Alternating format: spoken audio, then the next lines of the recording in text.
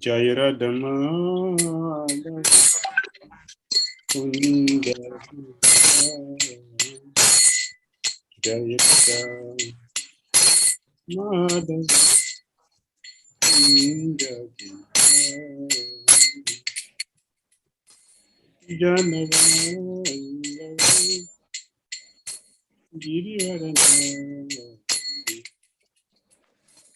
Janava Girivarana Udana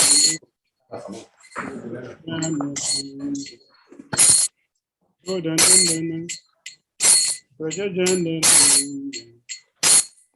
Yamunati Yamunati.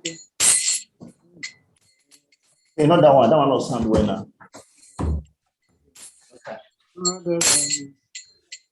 Send a message to me before. Somebody send a message to me. Tell them for me, I will not tell.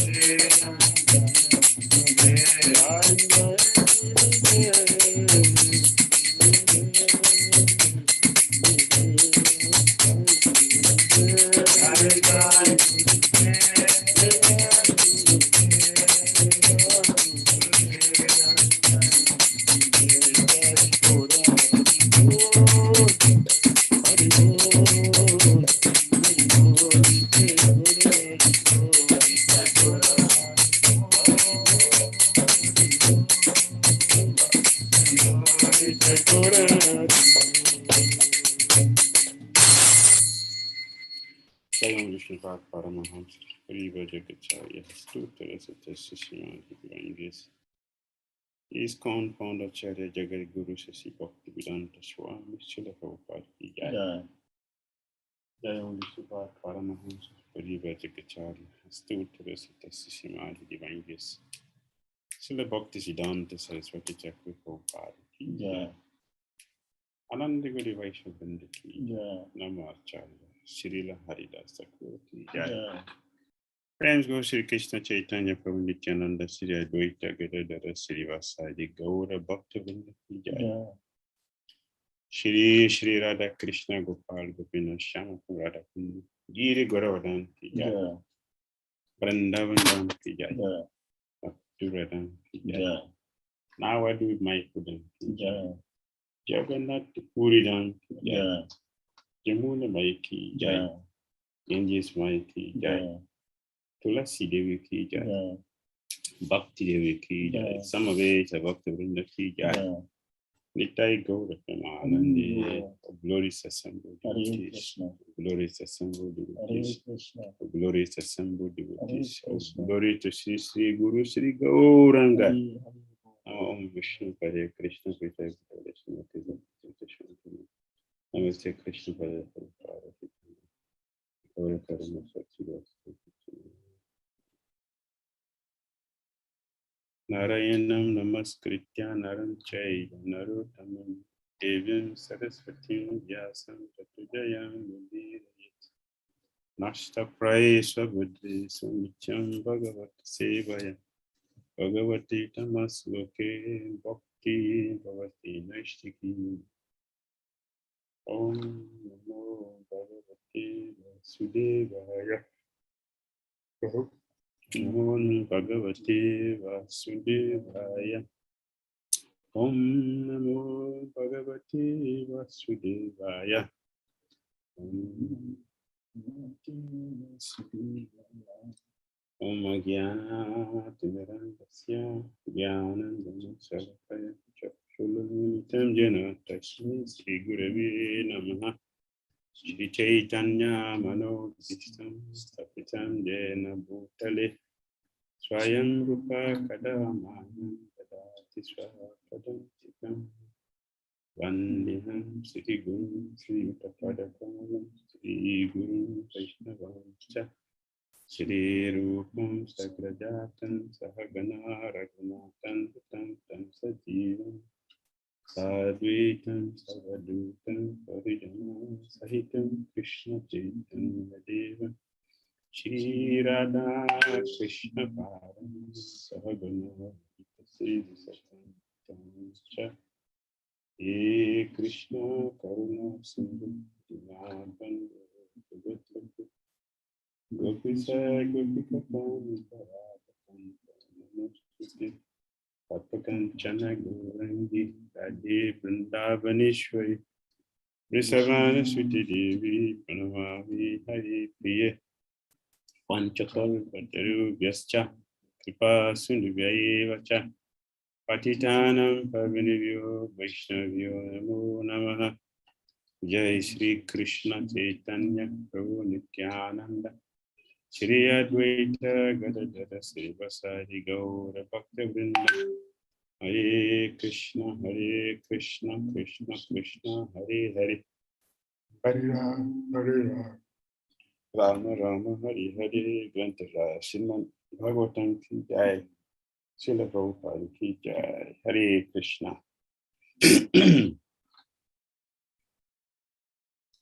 We continue our discussion from Srimad Bhagavatam, Canto 1, Chapter 8, Prayers by Queen Kunti. And Parikshit said, we were supposed to have finished last week, but we couldn't. So we'll just finish this and enter to Chapter 9, which is another sweet episode of General Bhismadev leaving the planet, the universe. So we continue from text 47. 47 we stopped last time. Yeah. So text 47. Aha Raja Dharma Sutas Chintayan Suhridam Vadam Prakritinatma Navipraha Sineha Moha Pasamgata. King Yudhishthira, son of Dharma, overwhelmed by the death of his prince was aggrieved, just like a common traveling related to my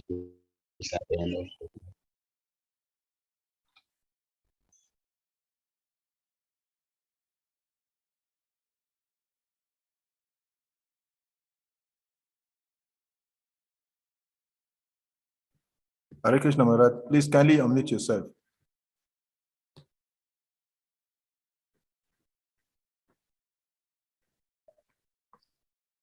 I think it should be our principle that all others should remain muted.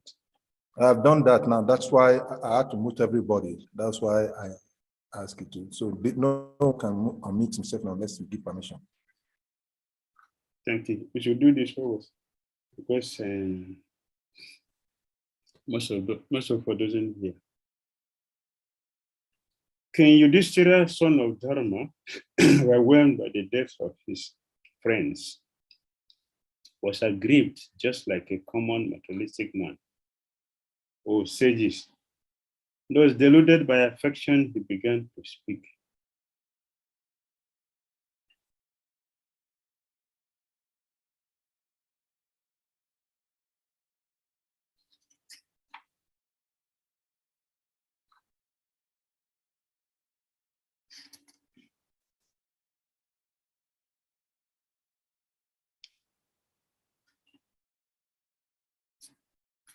In the purport, the prophet said, King Yudhishthira, though he was not expected to become aggrieved like a common man,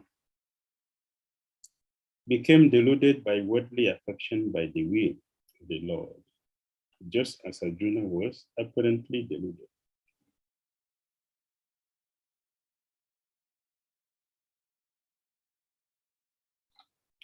A man who sees knows well that the living entity is neither the body nor the mind, but is transcendental to the material conception of life. A common man thinks of violence and non-violence in terms of the body, but that is a kind of delusion.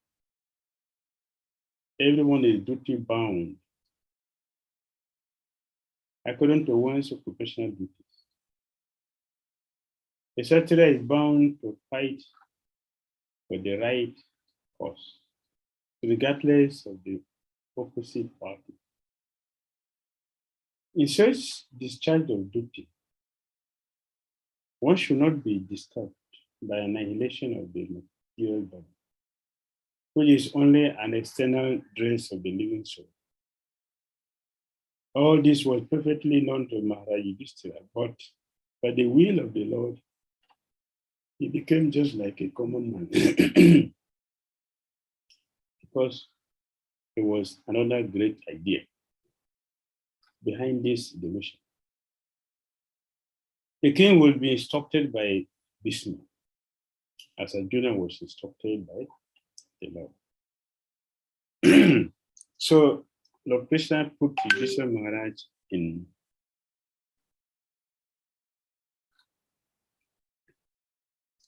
the situation so that he will be able to speak. And at the same time, by doing this, he's not going to speak by himself. He's going to use one of his exalted devotee, the big general, Bhishmadev, to speak. In this way, he will be glorified. You see, Krishna played a game that Vyasadeva couldn't satisfy Bhishma.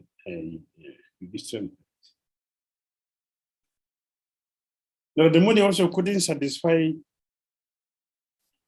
Yudhishthira Maharaj. What to speak of Narada, Vyasadeva, or who else? The Lord himself couldn't convince Yudhishthira Maharaj. But both of them spoke. Vyasadeva knew that he wouldn't be able to convince him. But he spoke because everything was already arranged by the Lord. Also, he knew the same thing. He also knew that he would speak, but he's not going to convince the grieved Maharaj Yudhishthira. So what did they speak? Why did they speak?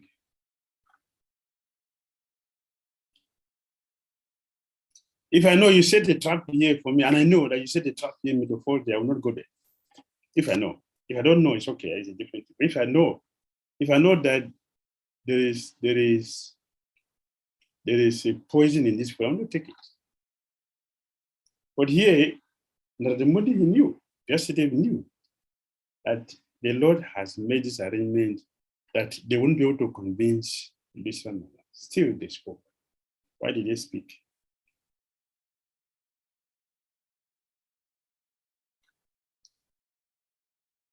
What is the reason to speak? Hare Krishna, devotees, please, if you want to answer a question, you can raise your hand, then we can give permission to unmute.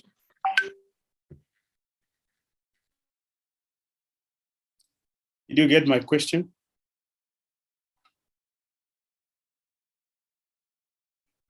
Was my question very clear?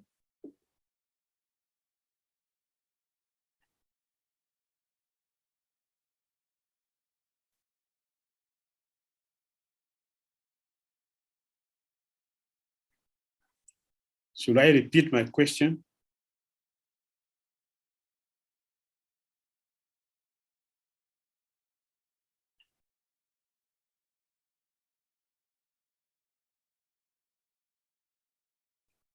Nobody answer.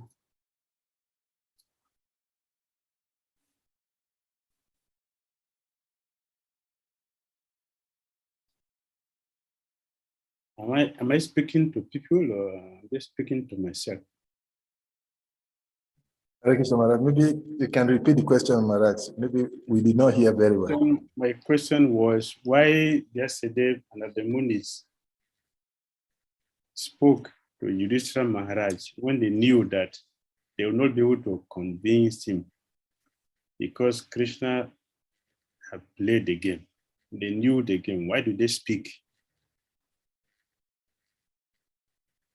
And I give an example. If I know someone has set a trap for me here, I will not go there. As foolish as I am, I will not go there. If I know, I will not go there. But here yesterday, and the Mudi, they still spoke, even though they knew that they wouldn't be able to convince.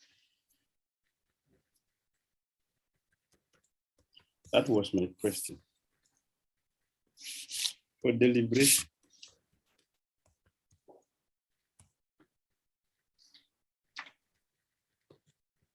Hare Krishna, Maharaj. Maybe I can try. There's no harm in trial. Okay. The Lord and his devotees' activities are said to be transcendental, and under the influence of Maya, sometimes they act just to fulfill the mission of the Lord. And also, in some purports of Srila Prabhupada in 10th canto, Srila Prabhupada explains that Narada Muni, although he knew, but for the purpose of fulfilling the Lord's desire, he spoke when he was visiting the palaces of Queens of Krishna. Although he knew the position of Krishna, but for the purpose of glorifying those activities. So in this case, in this particular case, speaking to Maharaj Yudhishthira, even though they know, the one understanding is that one can say that Maya, they are under the influence of Maya to speak. On the other side, one can, from another viewpoint, one can say it is part of their desire to accomplish the Lord's mission, even though they know they cannot speak, but they cannot convince them, but to fulfill the Lord's mission, they speak. Yeah, thank you. Thank you. They spoke because it's also part of the game. It's part of the game. They are all playing the same game. So if they don't come inside, the game will not be played. It will not be sweet. So it was part of the game. Thank you. So the Lord also put their name. They were part of the, the drama. So if they didn't speak the drama, would not be clearly understood that, yeah, the Lord want to give glory to Bismade, want to give this particular service to Bismade. Just like prior to the battle, Arjun foresaw unlimited destruction and refused to fight. Now that the battle was over, Yudhishthira could declare that he had actually seen this carnage. Because the battle had been fought to intrude him, he feared that all the resulting sinful reaction would press on him. Amazingly, Krishna himself was unable to remove Yudhishthira's doubt, although he had successfully removed Arjun's doubt by speaking Bhagavad Gita. Why was Krishna unsuccessful? Why was he unsuccessful? Because he himself had planned the game to glorify Bhishma. That was the game. So the game was perfectly played. So Yudhishthira Maharaj is speaking. Text 48.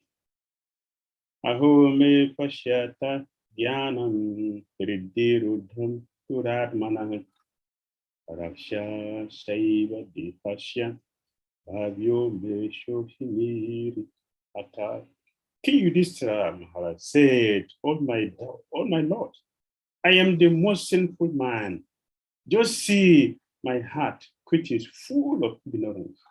This body, which is ultimately meant for others, has killed many phalanxes of men. Prabhupada gave the detail of what the phalanx constitutes. What does the phalanx constitute?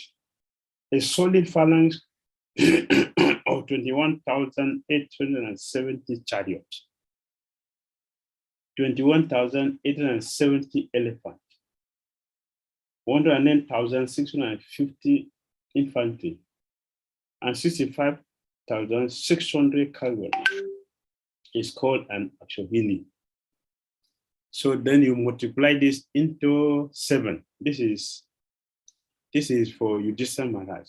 Then again, you multiply it into 11. That is Dhira. Then you add all together. Then you get the number, millions of people who lived before. 640 million were counted. More than 100 million were missing. So they were not counted.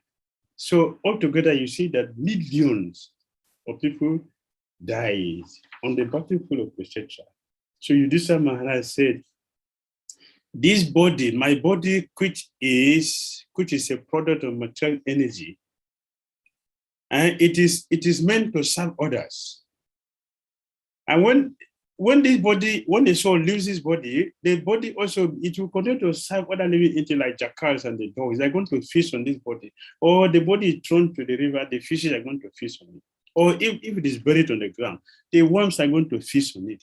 But this useless body, I have used it to cause unlimited anxiety for people. So he concluded, I have killed many boys, brahmanas, well-wishers, friends, parents, preceptors, and brothers. Though I live millions of years, I will not be relieved from the hell that await me for all these sins. This is my Yudhishthira thinking. It is natural for a saintly person, for a devotee to think like this. I have unnecessarily caused anxiety. Dhira is already ruling very nicely and everything is going on very nicely. But out of greed for me to rule, I have come in to kill so many people unnecessarily. So who can calculate how many hells are waiting for me? Maharaj Yudhishthira was aware of this mass killing. Similarly, they were friends, parents, and preceptors also on both sides, and all of them were killed. It was simply horrible for him to think of such killing, and therefore he was thinking of residing in hell for millions and billions of years. There is no sin for a king who kills for the right cause. This is Maharaj Yudhishthira Maharaj thinking. This is Yudhishthira Maharaj thinking.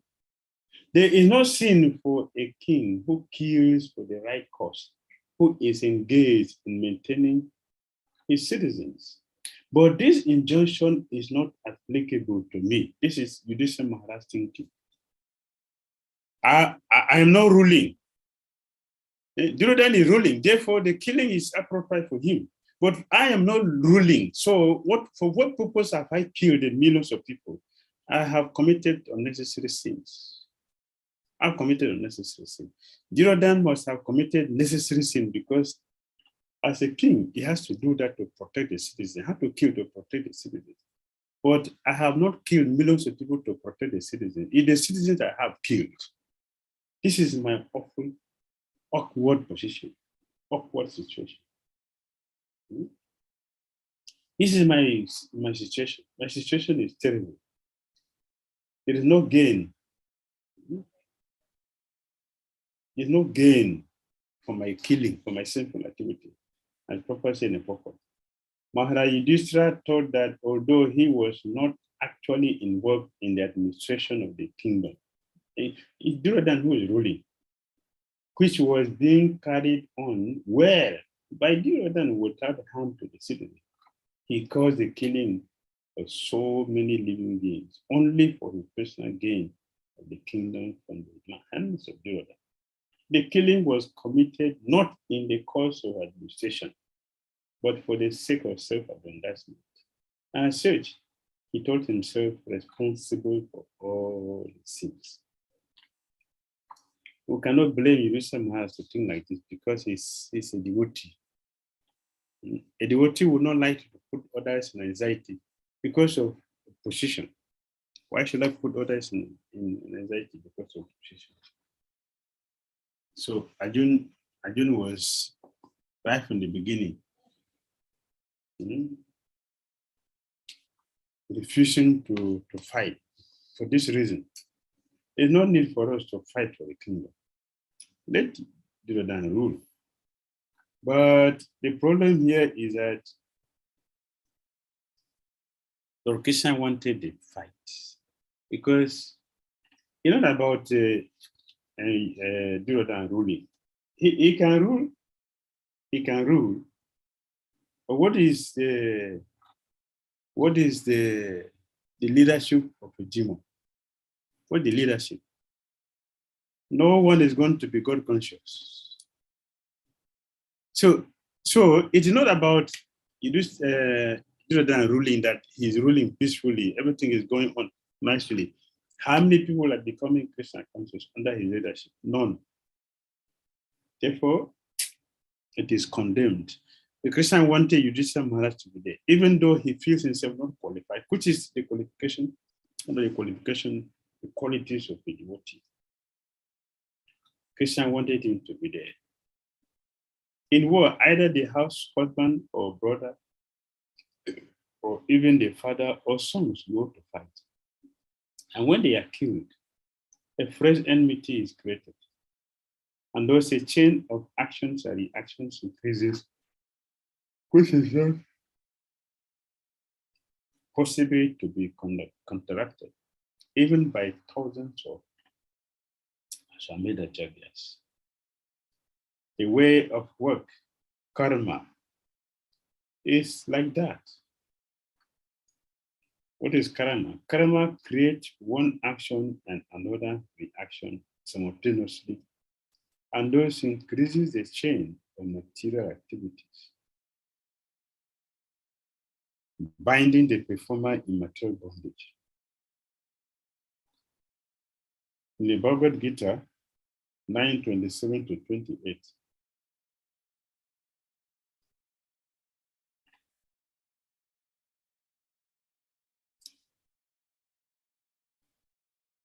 the remedy is suggested that such actions and reactions of the parts of work can be checked only when work is done on behalf of the Supreme Lord.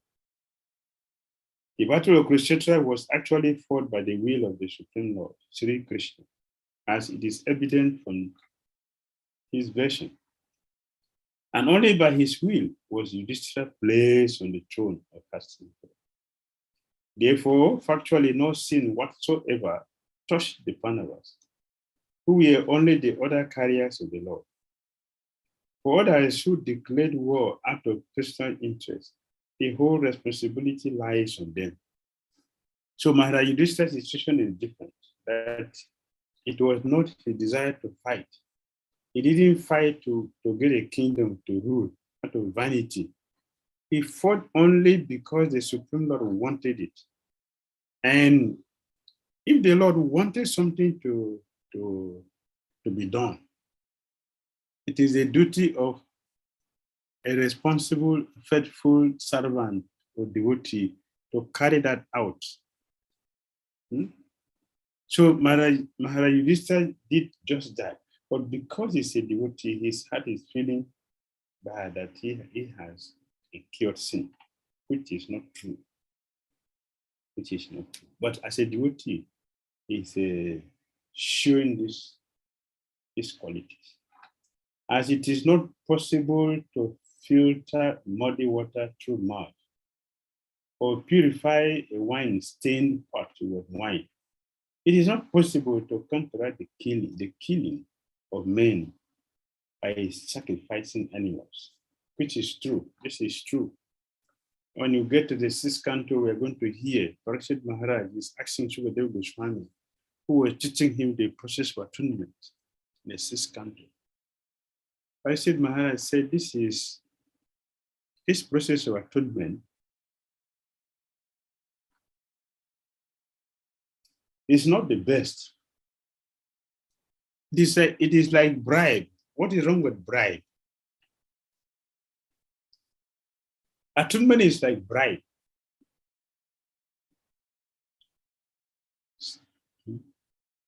We are giving bribe. So what is wrong with that? What is wrong with bribe?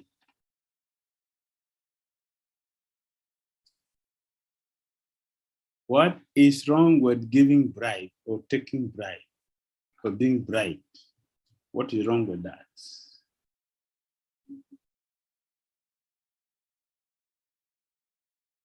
Are you there? This is something that, this is something that most of us do. Practically, we do now.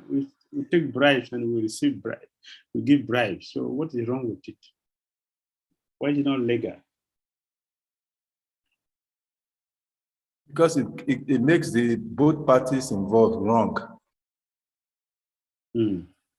The person that receives compromises the responsibility position that he has.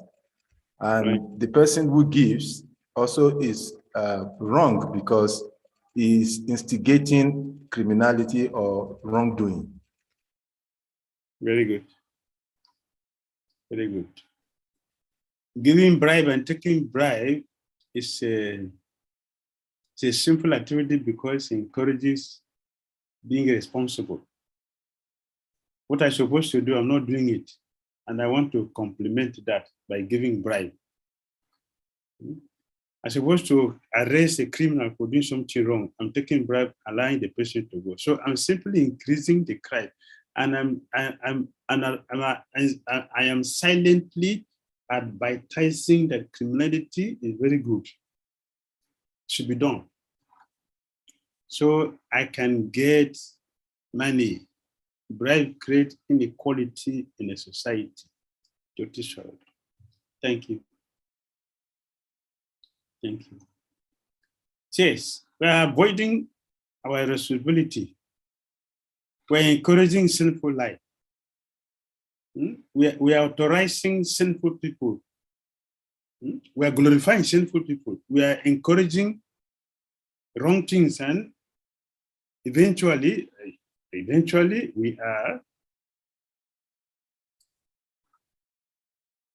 we're calling those who are doing the right thing fools, thereby encouraging a sinful life is okay, it's good. So we should continue to be sinful and do the wrong thing. So it is condemned, it's not right. That is a Prayaschitta. atonement.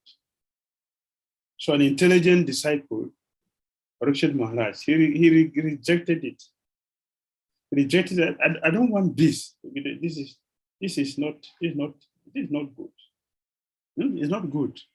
Because while we don't do the right thing, we're not going to get the right thing. We're not going to get the right perfection of life. We're not going to get it. So we're not going to become a perfect, a pure soul. So an intelligent devotee, a disciple like Parikshit Maharaj, he's rejecting that. Gurudev, Shukadev Goswami, can you teach me the process by which the seed of sin can be completely uprooted? So I don't have to be sinful and be giving bribes and doing atonement. Parikshit Shukadev Goswami was very, very, very happy to have an intelligent and bona fide disciple like Parikshit. He was very, very happy. So we should do the right thing and avoid the wrong thing if we want to become perfect. If one refuses to pay the tax, if you refuse to pay the tax, we are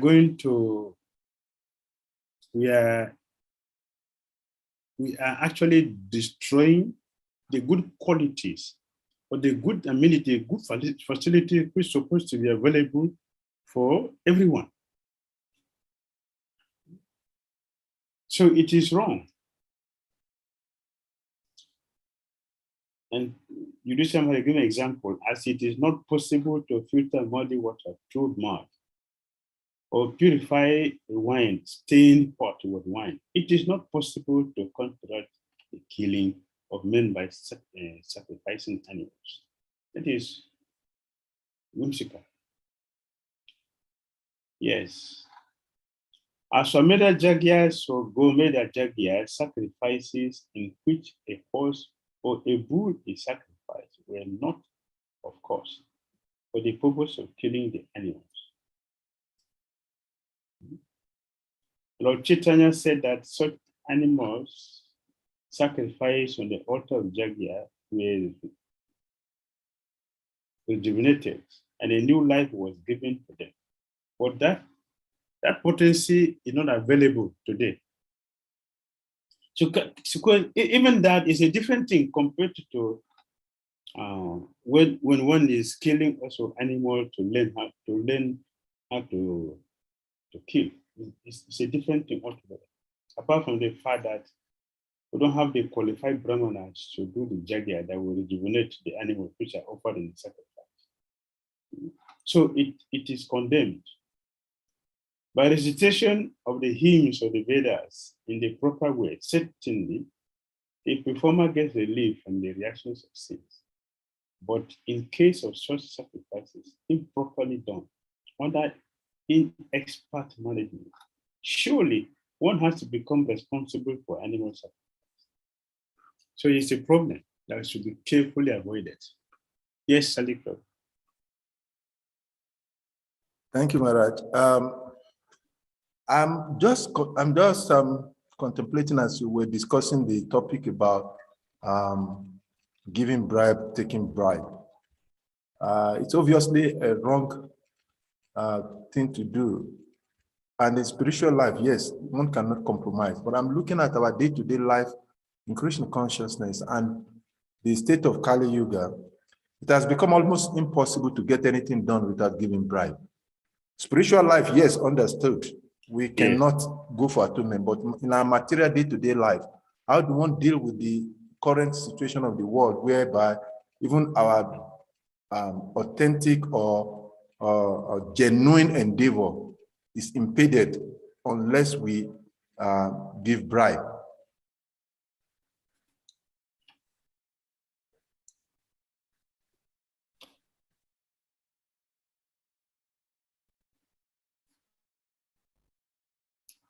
Yes, thank you for your question.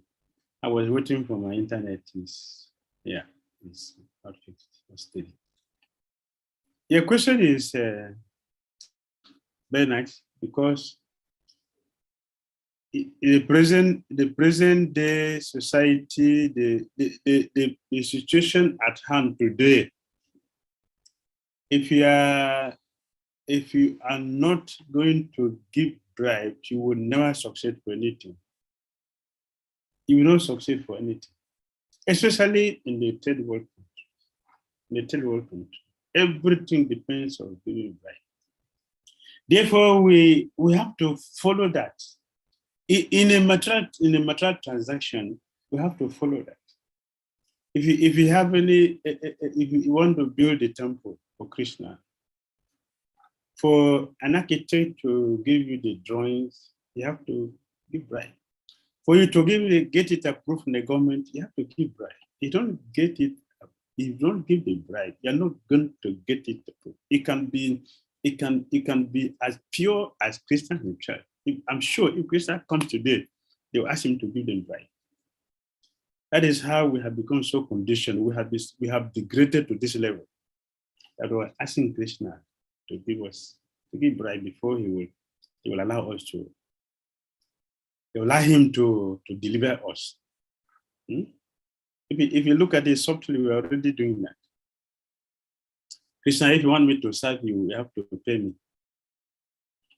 If you want me to cook for you. Cooking for you is what? It's devotional service. But for me to cook for you, you have to pay me first before I do that. Don't you see that even happening in the temple?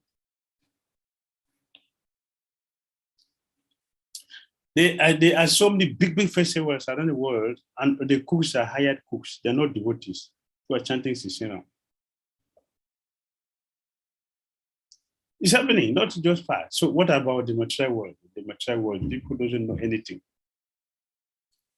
And here in West Africa, the slogan, the dangerous slogan. I said it is a dangerous slogan. What is that dangerous slogan?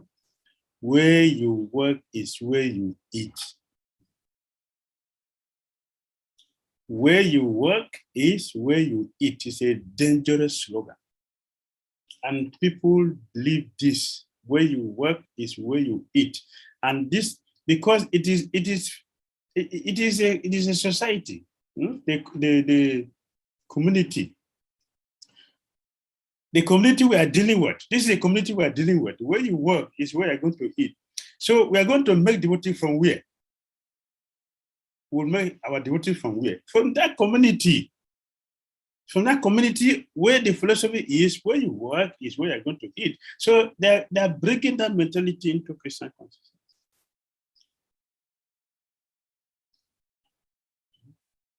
I remember when we some years ago, we were shifting from one temple to another temple, and all the things were shifted. So the things from the shop were the last thing. So when it was removed, I stayed behind. So until everything was shifted to the new place. So I stayed behind. And then when the whole thing was removed, so I followed it. So we went and everything was left in the temple room downstairs. Then I went upstairs and called the devotees, please let us take this thing upstairs where the shop is, because if you leave them here, it's not advisable to leave them here because it will disappear. All the devotees told me, Prabhu, we are tired. We've been working since morning. We are tired. It can be done tomorrow. I said, no, this particular thing should not be done tomorrow. Let us take them where they're supposed to be. Then they can be secure. So, Prabhu, we are tired since morning. We are working. It's okay. It's okay. I don't want to. I understood. We're working since morning. So I left the devotees and I went outside and I got I took some labor from outside. Coming back with the people, I took some labor outside, not devotees. I brought them to the temple. And I showed them the thing they were going to take upstairs. He charged me, so we settled for a price. We settled for a price to be paid. As we were negotiating the price, the devotees who were very, very tired, they came down. And when it was settled, they joined the non-devotees to carry these things upstairs. The thing they refused to carry because we were tired. The devotee carried. And I said, Prabhu, all of you are very tired, so we should go and rest. He said, no, we cannot leave this money for the carriers. The devotee carry it. So what does that mean? That is a service for Krishna. We are also asking Krishna to pay us before we do service. The service, the process which he has designed to help us, we are asking Krishna to pay us before we can do it, for him to deliver us. Krishna will pay us for that. So we have to, since it's happening here, we have to do it. Give the bribe so you can get their document signed for you to construct a temple for your Lord. If you don't do it, you won't succeed. So it should be done. Did I answer your question? Yes, Maharaj. Yes. All right. Thank you. So now we enter into the next chapter, chapter 9. The passing away of Dhira Bhishma. Bhishma was in his youth. He was such a great personality, and he received the benediction that he would die only by his own will. He got a benediction that he would die only by his own will. Nobody can kill him. He will never die untimely. He will die only when he wants. Now his body tears with arrows from the Crusader war. Bhishma was waiting for the sun to move into the northern hemisphere so that he could leave this world. As he waited, Bhishma, the beloved grandfather of the Kuru dynasty, was surrounded by dozens of holy saints, including Vyasadeva and Sukadeva Goswami. During that time, Krishna, Yudhishthira Maharaj, and the other Pandavas were traveling in an opulent procession to Kurukshetra to hear Bhishma's final instructions. Sri Sutta Uvacha Iti Bita Praja Drohat Sarava Dharma Nirsaya Tato Vinasanam Pagat Jatra Deva Gatu Pata. Srila Goswami said, being afraid for having killed so many subjects in the battlefield of Kurukshetra, Maharaj Yudhishthira went to the scene of the massacre. There, Bhishma was lying on a bed of arrows, about to pass away. This is Bhishma. In this 9th chapter, it is will by Lord Sri Krishna. Bhishma, as will by Lord Sri Krishna, Bhishma will impart instruction to King Yudhishthira on the subject of occupational duties. Bhishma will also offer his last prayer to the Lord on the verge of passing away from this mortal world, and thus become liberated from the bondage and further material engagement. Bhishma was endowed with the power of leaving his material body at will,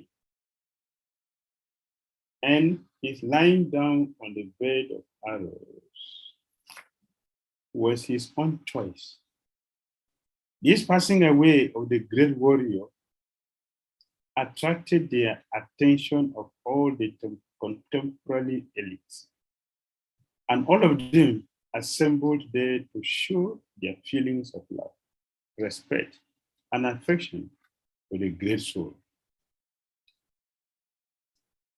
At that time, all his brothers followed him on procession, followed him on beautiful chariots drawn by first-class horses decorated with gold ornament. With them were Vyas and Rishis, like Domya, the learned priest of the Pandavas, and others.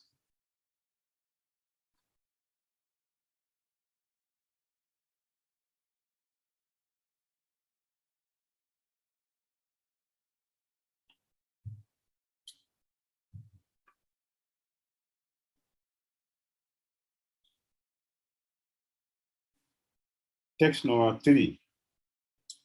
O sage amongst the Brahmanas, thus Sri Krishna, the personality of Godhead, also followed, seated on the chariot with Arjuna. Thus King Yudhishthira appeared very aristocratic, like Kuvera.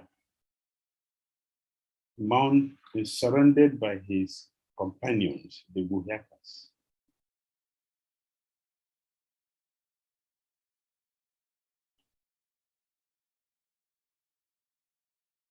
Text 4.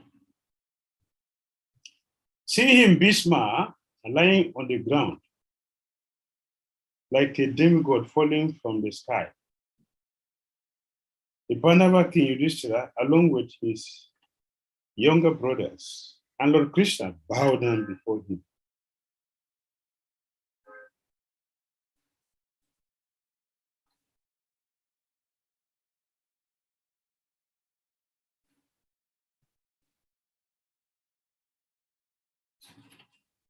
Prabhupada mentioned the purport.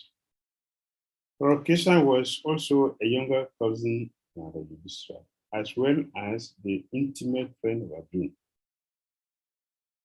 But all the family members of the Pandavas knew Lord Krishna as the Supreme Personality of Godhead.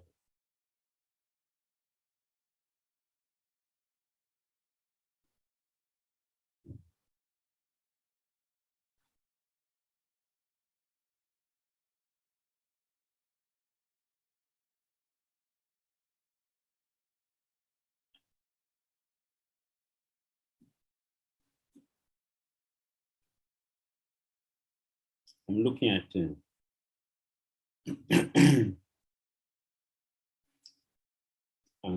Bhishma Dev's situation. Bhishma Dev he is not in the house. He is lying on the bed, not a foam. He is lying on the bed made of iron, not just iron. They are poisonous weapons. They are poisonous arrows. They are poisonous. They are infested with mantras. Bhishma Dev is lying on that. So he's not in a comfortable situation.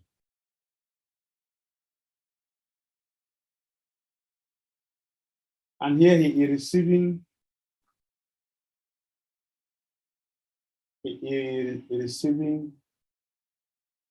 the whole world coming to visit him, the whole world coming to bid him farewell. Yeah, I'm looking at that situation with Bhishma, how he's so powerful. Just to see the chief of the descendant of King Bharat, Vishnu, all the great souls in the universe, namely the rishis amongst the demigods, brahmanas and kings, all situated in the quality of goodness, we assembled there. The Brahma rishis, the Maharishis, the Raja rishis, they all gathered before Bhishma Dev. The rishis are those who have attained perfection by spiritual achievement. Such spiritual achievement can be earned by all, whether one is a king or a mendicant, Bhishmadev himself was also one of the Brahma rishis and the chief of the descendants of King Bharat. All rishis are situated in a quality of woodness. All of them assembled there on hearing the news of the great warriors impending death. Because they are all enlightened souls, they know the importance of Bhishmadev. They know the importance of having association with a great personality, Sadhu. So they took advantage of Bhishmadev passing away, leaving the planet, leaving the universe, to come and they bid him farewell to take the last darshan, the blessing of him. And here's some powerful instructions that will relieve them from anxiety, from the shackles of true existence. They all gathered here. Who are the personalities? They are great personalities you can think of.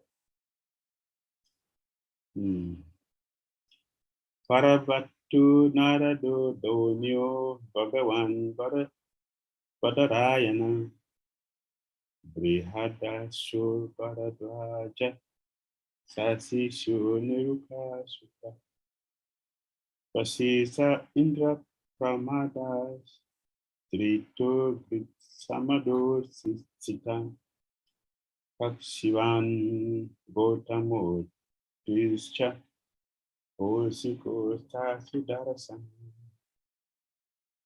All the sages headed, all the sages like Parvata,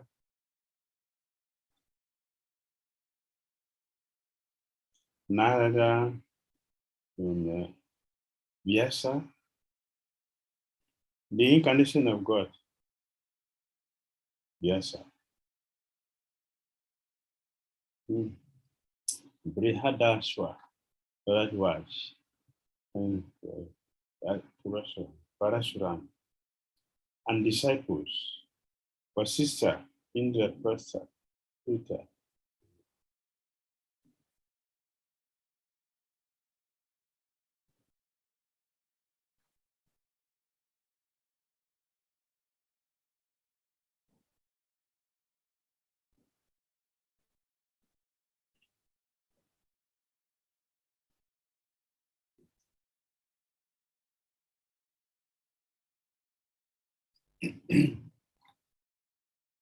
All the sages like Parvata Muni, Narada, Donya, Vyasa, the incarnation of God, Brihadaswa, Bharadwaja, and Parasurama, and disciples, Vasista Muni, Indra Pramada, Trita, Grisamada, Asita, Kapsivan, Gautam, Atri, Kausika, and Sudarsan were present. In the purport, the Prophet has given a detailed biography of all these great sages. Prophet gave detailed explanation for all of them.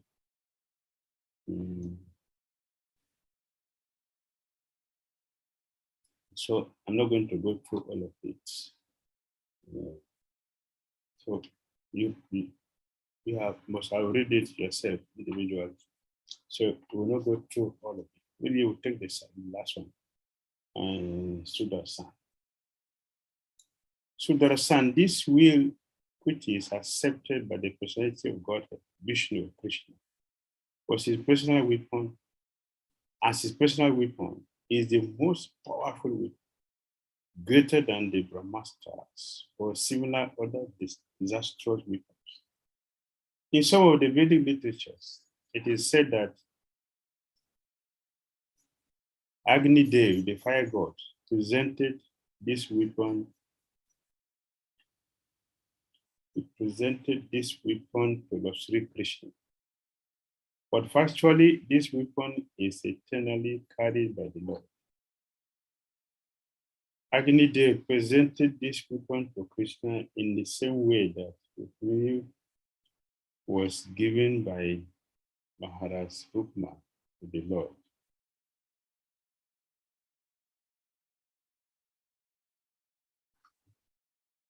The Lord accepts such presentation from his devotees, even though such presentations are are eternally his property. There is an elaborate description of this weapon in the parable of the Mahabharata. Or Sri Krishna used this weapon to kill Shishupal, a rival of the Lord. He also killed Salva by this weapon, and sometimes he wanted his friend Arjuna to use it to kill the enemies.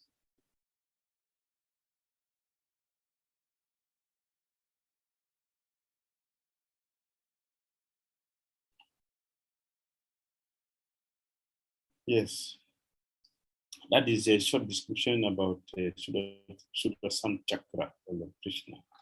That means that here at the departure of Bhishmadev, Sudarshan Chakra is standing here as a person, not the disc as we usually see.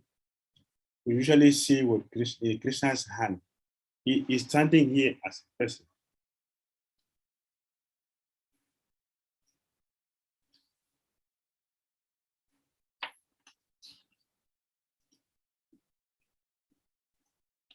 So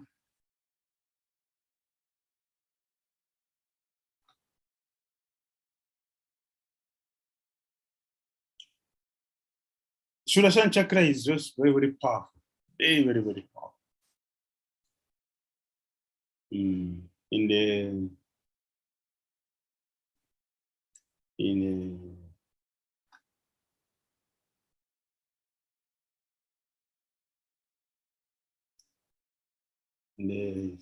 later chapter, we will see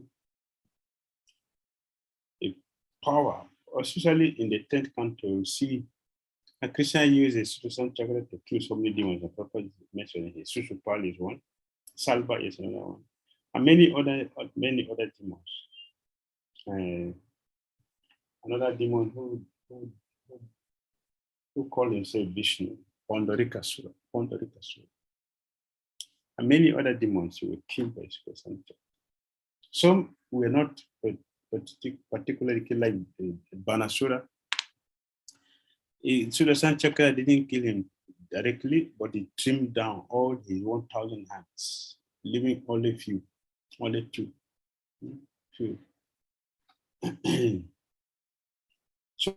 So it is said he is irresistible. The Sudarshan Chakra location is irresistible. It's more powerful than Brahmastra.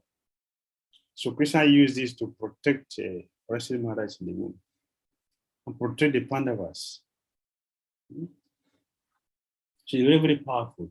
That all other weapons cannot be compared to Sudarshan Chakra of Lord Krishna. No other weapon can compare. Even Pashupata weapon of Lord Shiva.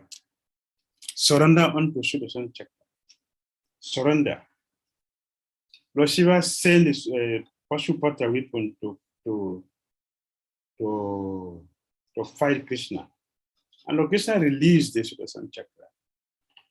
And he started suffocating Pashupata weapon.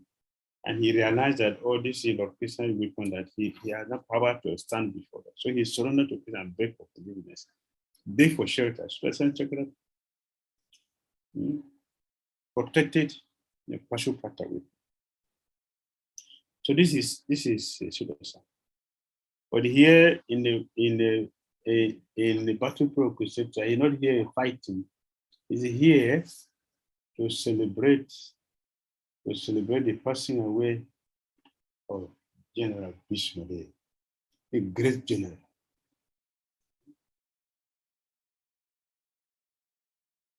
Text number 8.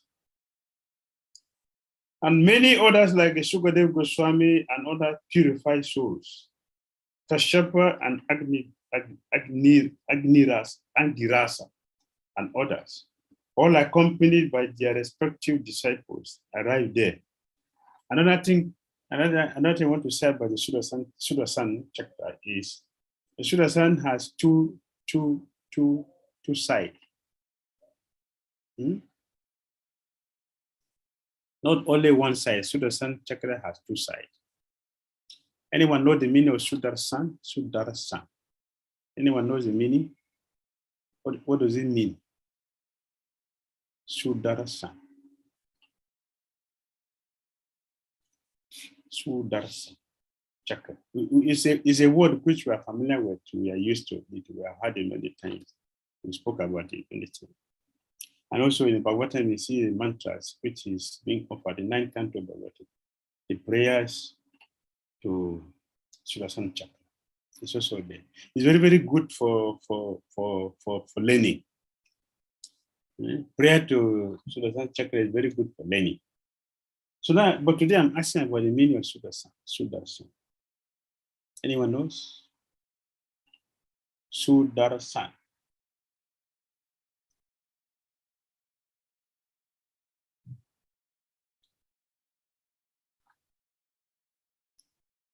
Can anyone say something? Hare Krishna. I've heard that Sudarshan means good looking, something that is good looking. That's what I've heard in the past. Okay, thank you. Thank you. Shu means shu. Like you said, like you said, Sudha. Like you say, Sudha. Shu. So it's auspicious and good darshan. Okay. Shu. Yeah, Shu means good. So darshan means what? What is darshan? That darshan means yes. Yes. So Shu darshan. Auspicious, good, auspiciousness. The face, shukam. So it says shukam. So we say that we want to have darshan of the Lord. We're not going to be killed by the Lord. Let me have darshan. I want to attempt to have darshan. I want to take darshan. Want to take darshan. Want to get blessing. Auspicious blessing of the Lord. That is meaning Sudarshan. It's a blessing. We get purified by seeing the auspicious chakra of the Krishna. So it's very, very auspicious, not just a weapon to destroy. It's a weapon that can destroy our sinful life, our karma. So it is very, very auspicious. It destroyed our ignorance also. So we can understand pure bhakti, pure love for God. Pure bhakti, pure love for God. That is Sudarshan. All right, text number 8. We have read the translation. And many others like Sukadev Goswami and other purified souls, Kashyapa Muni, Angirasa, and others, all accompanied by their respective disciples, arrived there. They all arrived. Now we talk about Sukadev Goswami. The Prophet also gave a description, detailed description of Sukadev Goswami. Brahma Rata, the famous son and disciple of Sri Vyasa, who taught him first the Mahabharata and then Srimad Bhagavatam. Sukadev Goswami recited 1,400,000 verses of Mahabharata. 1,400,000 verses of Mahabharata in the councils of the Gandharvas, Yakshas, and Rakshasas. And he recited Srimad Bhagavatam for the first time in the presence of Maharaj.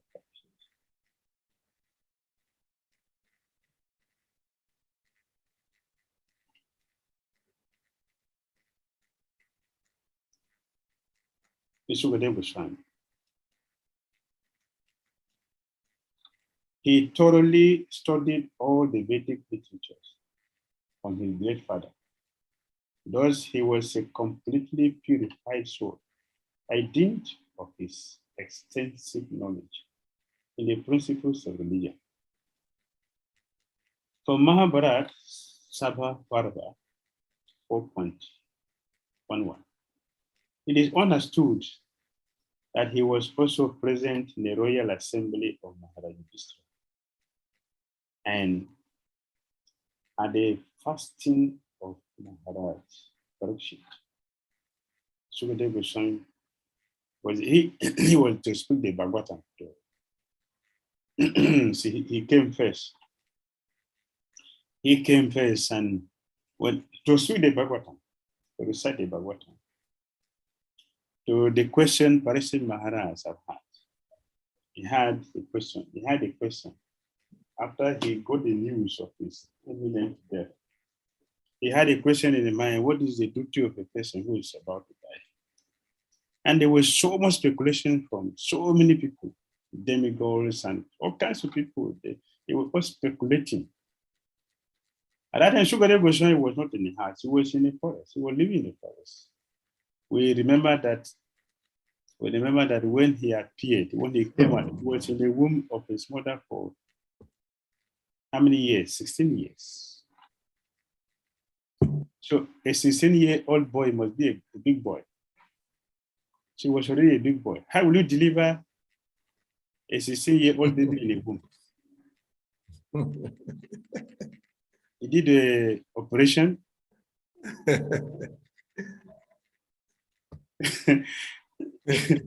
You are civilization. When we talk about civilization, this is civilization. 16-year-old boy. He's already a big boy in the womb. What was the size of his mother?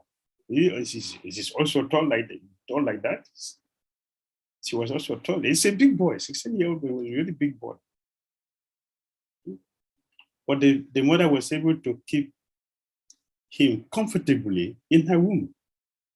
Comfortably, no anxiety. And he just came out. Just came out when he got assurance from Krishna that don't worry, he'll come out, I will protect you. Because Sukadeva Goswami is Srimati Radhini's parrot. And he was hearing Bhagavatam when Shiva was reciting to his wife. He was hearing. The Bhagavatam was being recited for Parvati, not for him, but his duty is to recite. That is his duty. And how will you recite if you don't hear? So he was hearing, so he can recite. That is his duty, to recite Bhagavatam. She was hearing from Shiva, so he can recite. So Shiva was angry to discover that he was hearing. He was angry. Shiva started chasing him and he ran and entered into his mother's womb. That means he was not conceived by the semen of his father. Yesterday. How do you call this? How do you call this? Virgin? How do you call it? Immaculate birth or what? What is the word?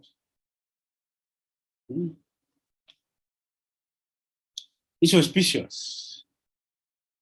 Not from semen. But he entered the womb.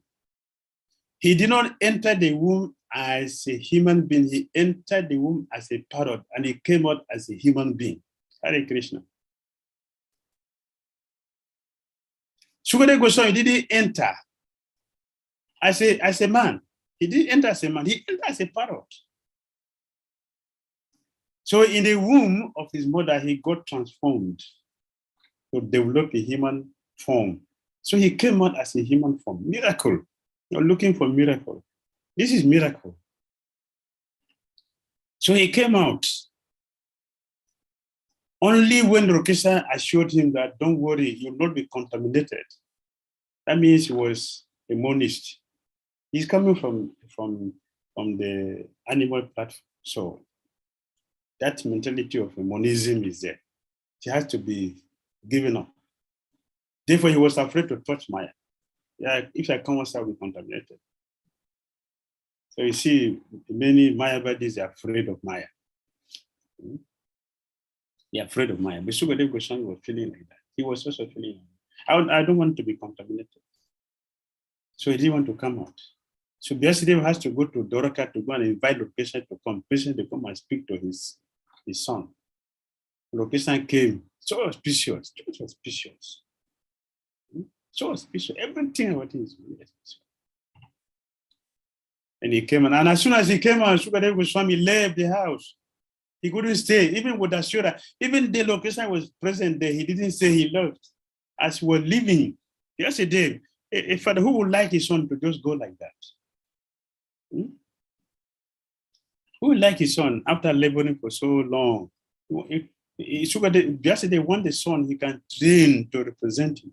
And here the son came out and is leaving. So yesterday is lamented. Oh, my son, my labor is for nothing. And then Sukadeva Goswami divided himself into two. So the greatest Sukadeva Goswami stayed with his father yesterday. So he brought him home, got him trained in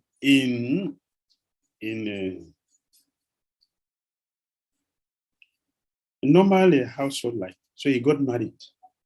But the original Sukadeva Goswami continued. He went to the forest and stayed there. Only when he was about to speak the Bhagavatam that he came out to speak to Parikshit Maharaj. So when Parikshit Maharaj was questioning the sages, nobody could give answer. So Sukadeva Goswami appeared at that time. When he was coming, the children did not understood who. They didn't understand him. They didn't know who he is. They don't know he's a Paramahamsa. He was stoning him, was spitting him, considering him to be a mad person. But he never looked back at him. He went straight to do his duty. Only when he got to the symbol of sages, all of them stood up to offer obeisance to him, that all those ignorant people ran away out of fear. Sukadeva Goswami came to the assembly and kicked out all the speculators. He booted out all the speculators and asked the disciple, Parikshit Maharaj, sit down, let me give you the solution. The medicine for those who are about to leave the body. So he said to narrate this in Bhagavatam. Yes, also he narrated Bhagavatam. As a bona fide disciple of yesterday, he inquired from his father very extensively about religious principles and spiritual values. And his great father also satisfied him by teaching him the yoga system by which one can attain the spiritual kingdom. The difference between fruitive work and empirical knowledge, and the ways and means of attaining spiritual realization. The four ashramas, namely the student life, the householder's life, the retired life, and the renounced life. The sublime position of the Supreme Personality of Godhead.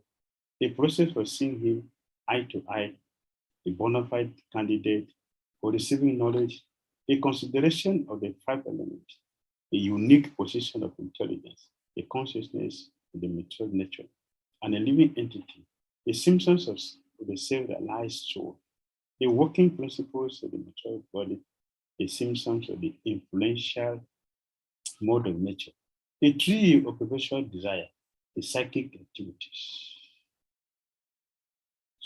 Yesterday we instructed him with all this knowledge, all this detailed knowledge. And this was done in what we call Samya class. Samya class, that was the ashram of yesterday. Samya class, the first place which the Bhagavatam was given. This is where Bhagavatam was given to Parikshit Maharaj, Samya class. Uttara Badri, Samya class. So here, the Bhagavatam was given to Sukadeva Goswami by his father yesterday. Yesterday, he sent some disciples to search for Sukadeva Goswami where he was. what a Bhagavatam basis. So when they searched for him and they saw him, they started reciting the Bhagavatam. The Sukadeva Goswami was sharing the Bhagavatam. It was so sweet. And then he turned to follow them and they started moving. They continued moving until, that is how he followed them until they brought him to his father's ashram. And then he couldn't go back again. He had to sit down here to hear Bhagavatam from his father. After this, he himself had to speak the Bhagavatam to his disciple, Maharaj Parikshit. Sometimes he went to the sun planet with the permission of his father, Naradaji. Descriptions of his travel in space are given in the Santi Parava of the Mahabharata 332. Alas, he attained the transcendental realm.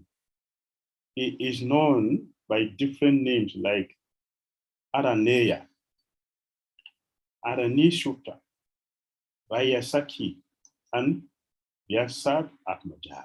Vyasa Atmaja. That is about Sukadeva Goswami. Now, Prabhupada is talking about Kashyapamuni and Girasa. And yeah, what else? Kashyapamuni, one of the Prajapatis, the son of Marichi, and one of the sons-in-law of Prajapati Daksha. He is the father of the gigantic bird Garuda, who was given elephants and tortoises as eatables. He married 13 daughters of Prajapati Daksha, and their names are Aditi, Diti, Danu, Kasta, Arista, Surasa, Ila, Muni, Krodha, Vasa, Tamra, Surabhi, Sarama, and Timi. He begot many children, both demigods and demons, like those wives. From his first wife, Aditi, all the 12 Adityas were born. One of them is Brahmande, the incarnation of Godhead. This great sage, Kashyapa, was also present at the time of Arjuna's birth. He received the presentation of the whole world from Parashurama. And later on, he asked Parashurama to go out of the world. His other name is Arista Nimi. He lives on the northern side of the universe.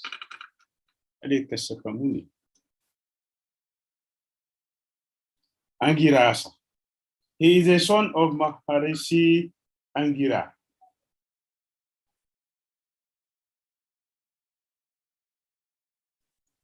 And is known as Brihaspati, the priest of the demigods. It is said that Dronacharya was his partial incarnation. Shukracharya was the spiritual master of the demons. And Brihaspati challenged him. His son is Kacha, and he delivered the fire weapon first to Bharadwaj Muni.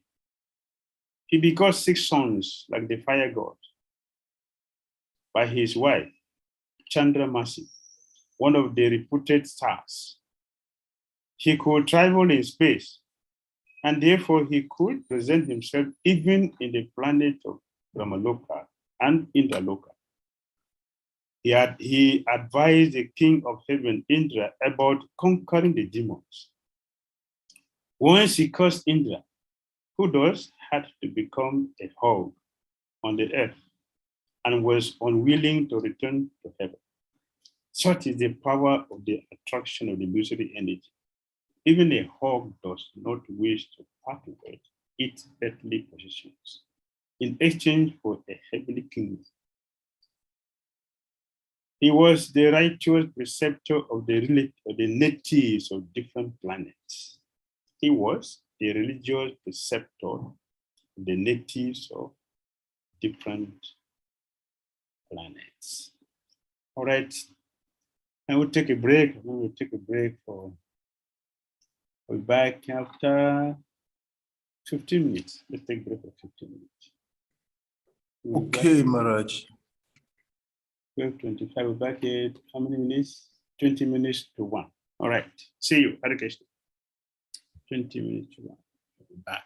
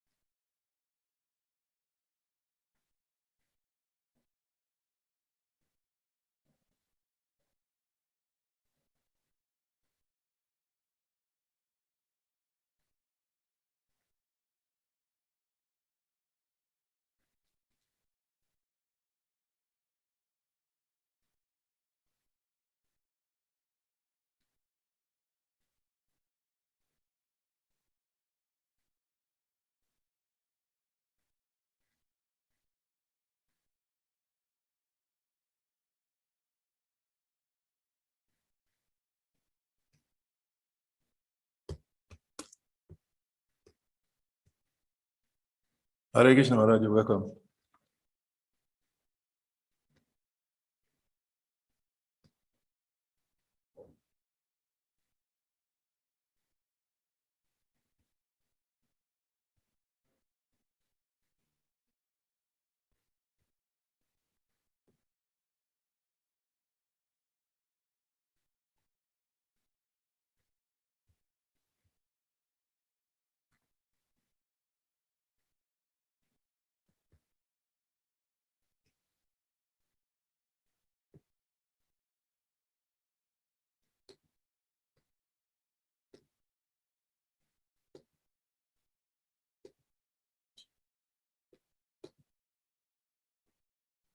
I've given permission to everyone to unmute themselves.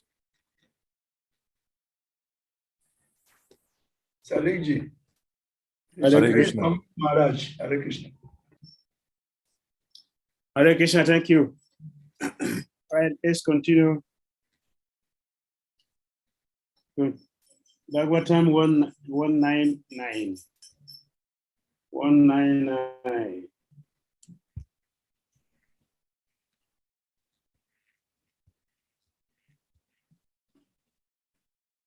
Tan sametan mahabhagan udayam asadharma yogyo isakala vibhavavit.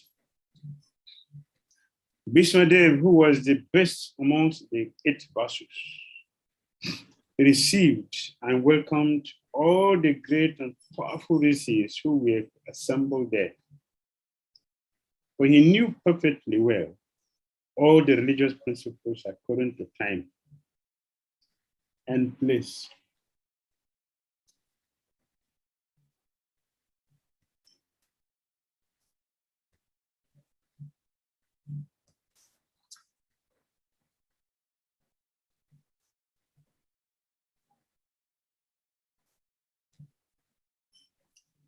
Yes, so Prabhupada said in a purport that expert religionists know perfectly well how to adjust religious principles in terms of time and place. All the great acharyas or religious preachers or reformers of the world executed their vision by adjustment of religious principles in terms of time and place. Would think of anyone? Would think of any example of Prabhupada? Any example of Prabhupada in this regard?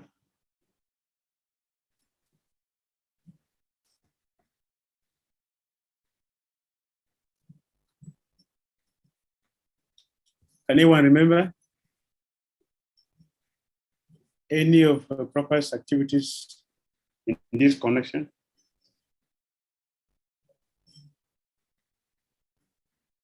There are different climates and situations in different parts of the world. And if one has to discharge his duties to preach the message of the Lord, he must be expert in adjusting things in terms of the time and place. Bhishmadev was one of the 12 great authorities in preaching this call of the Western saints. And therefore he could receive and welcome all the powerful sages assembled there at his deathbed from all parts of the universe.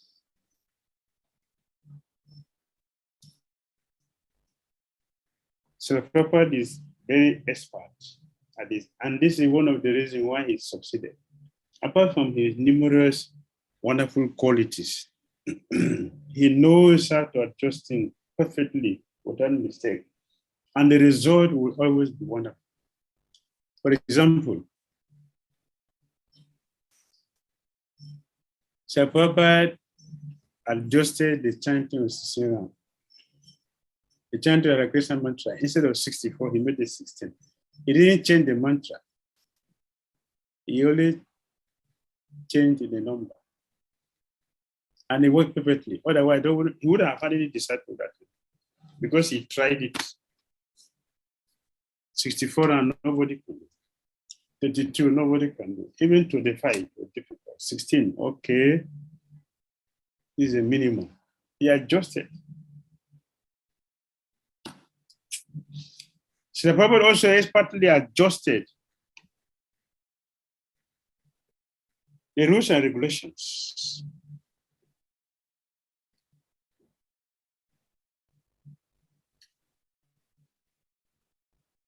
People were coming with boyfriend, girlfriend.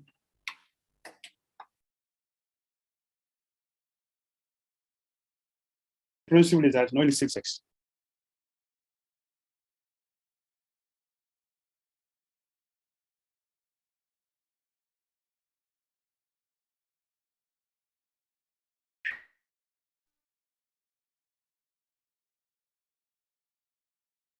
They don't know that. They only know that the sex should be promoted. It should be done. If you have any agitation, don't suppress it. Don't try to control it. Just do it. That is life. The more, the better. That is the training. And somebody is coming, an old man is coming to tell them no illicit sex. That was strange. It's unheard of. And I coming with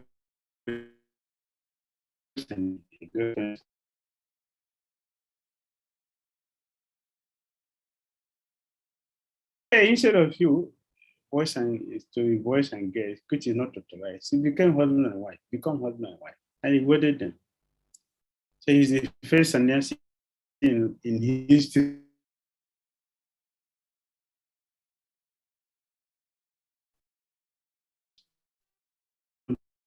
Proper with the first person to do. Nobody will.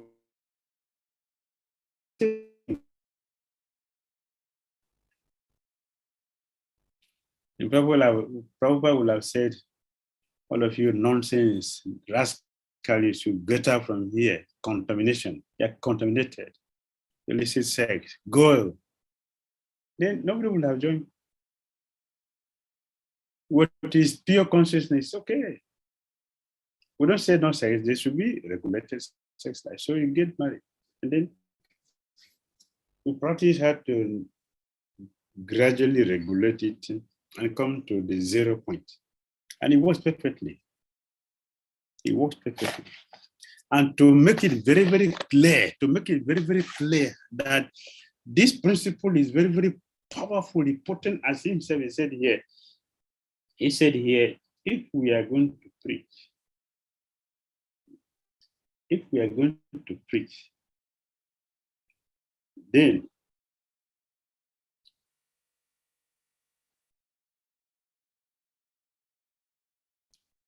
we must be ready to make this adjustment. We must be ready to make this adjustment. If you're going to preach, if you're going to be successful, you should be ready to do this. He did it and he's successful.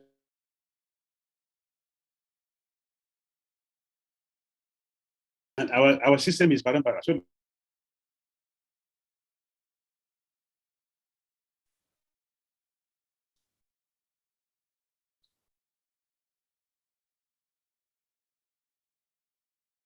you know, start adjusting perfectly in such a way that everybody will benefit.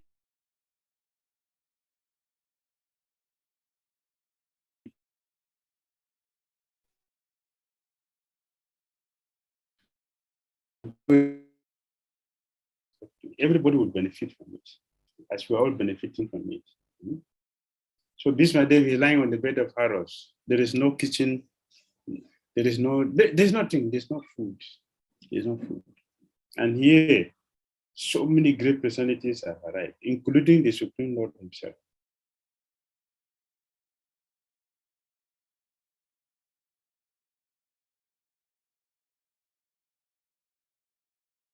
He received everybody according to their situation. Krishnam chatat bhava gya asinam jagadishwaram hiridistam pujayam masa maya yopata vigraham. So Sri Krishna is situated in everyone's heart, yet he manifests his transcendental form by his internal potency. This very Lord was sitting before Bhishmadev, and since Bhishmadev knew of his glories, he worshipped him duly.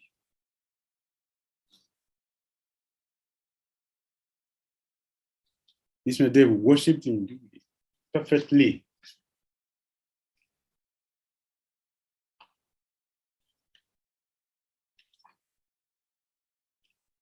The Lord's omnipotency is displayed by his simultaneous presence in every place.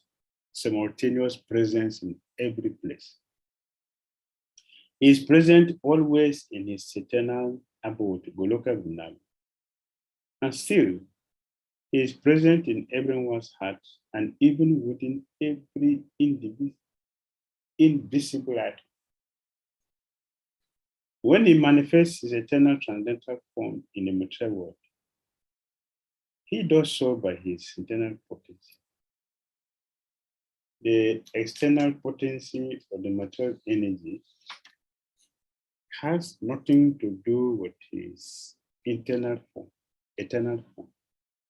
All these truths were known to Sri Bhishmadev, who worshipped him accordingly. Lord Krishna is sitting there by the side of Bhishmadev.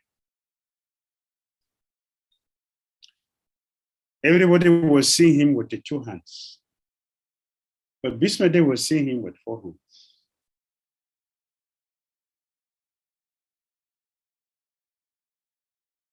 Krishna is there not only at the Kurukshetra war, he is still everywhere. In each and every atom, Lord Krishna is there. In all living entities, Krishna is there. So, of course, in the material world. In Goloka is there. Vaikuntha is there. In innumerable forms. In Dwaraka is there. In Mathura is there. In Vrindavan is there. Both Gokul, Vrindavan, and Golok Dham.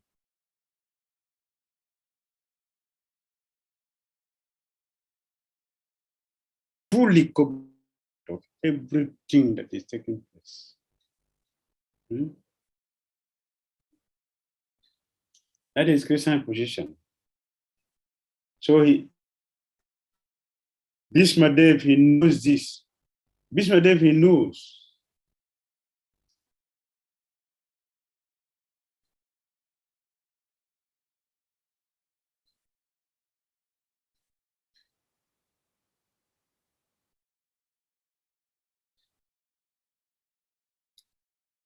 Bhishmadev knows everybody. He knows all the sages who have come. He knows all of them. He knows their different levels, their different positions, and he responded to everyone according to different positions, different situations.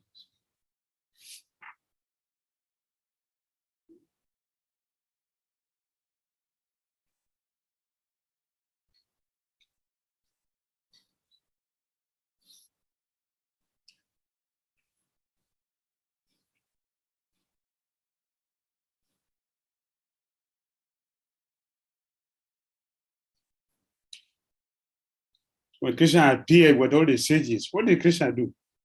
At the Supreme Personality of Godhead, what did he do?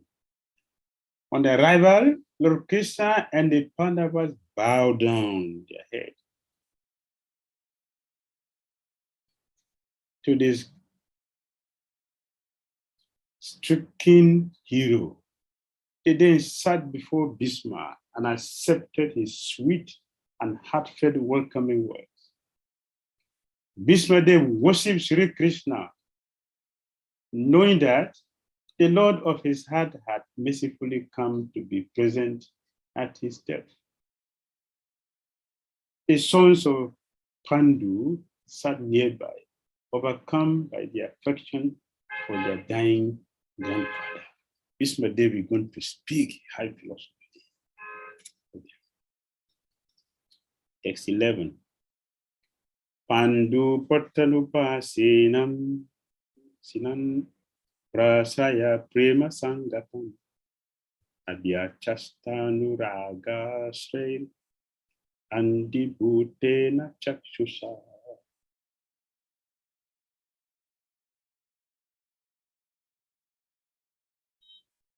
The sons of Maharaj Pandu were sitting silently nearby, overtaken with affection for their dying grandfather. Seeing this, Bhishma Dev congratulated them with a feeling. There were tears of ecstasy in his eyes, for he was overwhelmed by love and affection. Bhishma Dev, it had not been mentioned that he was crying tears. Since till now, it had not been mentioned. It took so many days. Krishna gave Bhishma Dev 5 days to prepare quitting. So for the day before today, it had not been mentioned that Bhishma Dev was shedding tears. Why? Because he is not shedding tears from the pain, from the arrows on his body. But here today, he's shedding tears. The tears are out of affection and love for his grandchildren. When Maharaj Pandu died, his sons were all small children, and naturally, they were brought up under the affection of elderly members of the royal family, specifically Bhishma Dev. Bhishma Dev was taking care. He is the one also who brought them to Dronacharya for training. So he was taking care of them in all circumstances, in all areas. In all areas.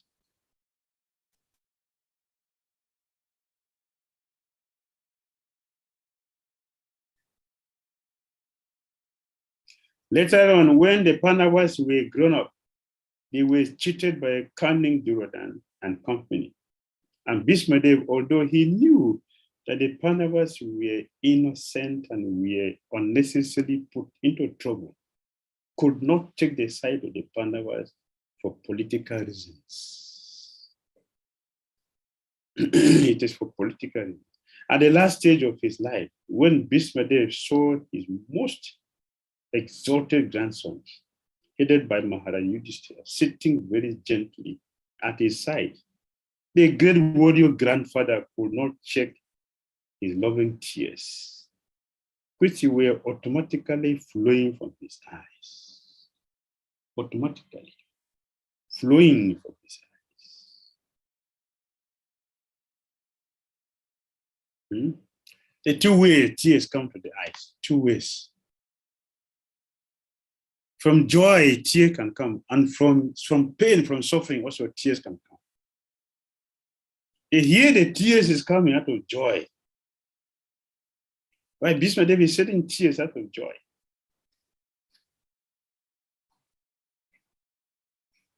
He couldn't protect the Pandavas from the danger which they were put through.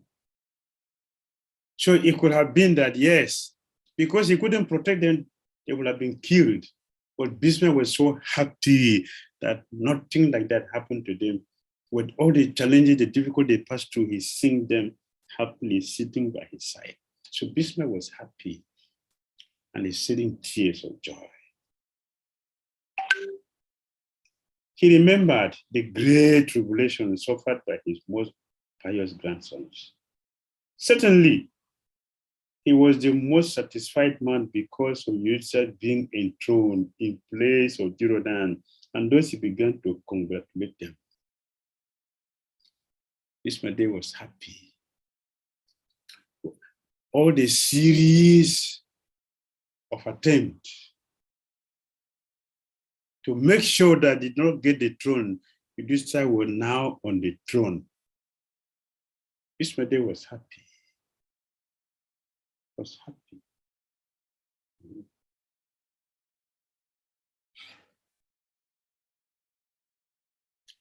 Bhishma Dev crying tears of love as he looked at the Pandavas.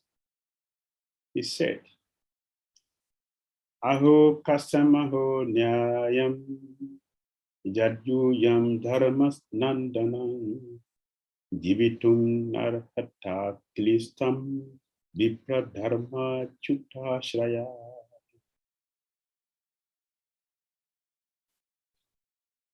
Bhishma Dev said, oh, what terrible suffering Oh, custom. What terrible suffering.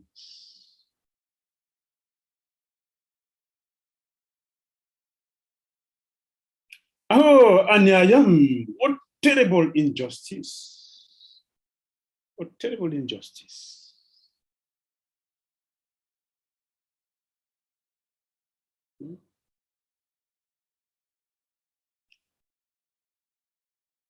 Why is he happy?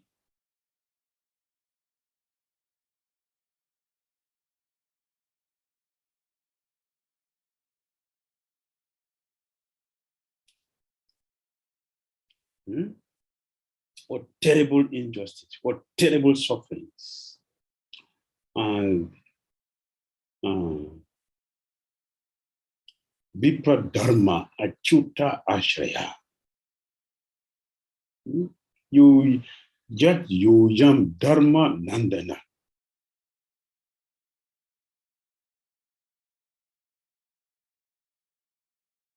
Bad people should suffer, but not good people. But in the case here, we are seeing that the good people, the noble people are suffering instead of the good people, instead of bad people. Dhira and his company, they were in the palace. They said the noble, the pious, the saintly sons of Pandu, the Pandavas, they were in the forest. What a terrible injustice. What a terrible suffering they went through, yet they are still alive. Here's a surprise.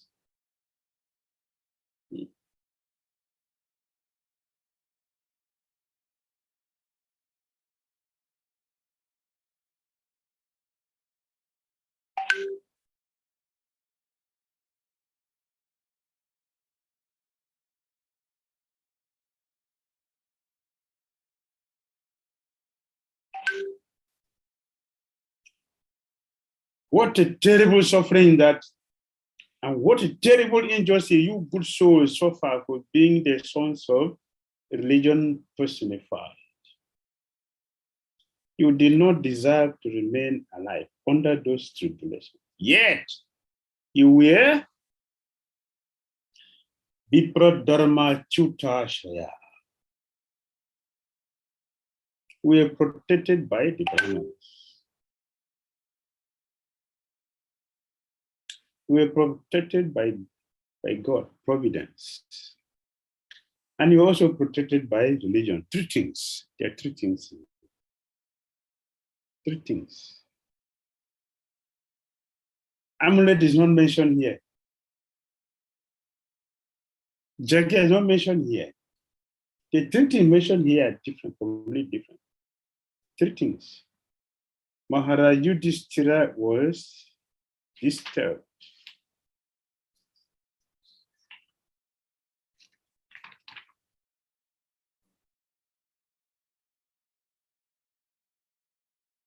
Due to the great massacre in the Battle of Kurukshetra.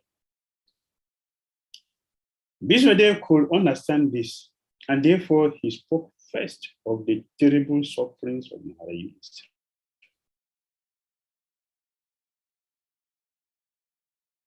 He was put to difficulty by injustice only.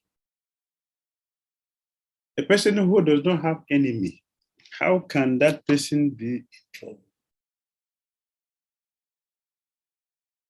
One who has enemies should suffer, but one who does not have enemies should never suffer. Here we see the Maharaj Yudhishthira's situation is different. He did not suffer because of sinful activity. He is suffering because of being a saintly person. Usually, people we know that we are suffering because of our sinful activities. But the Pandavas are suffering not because of their sinful activities. They are suffering because they are holy people.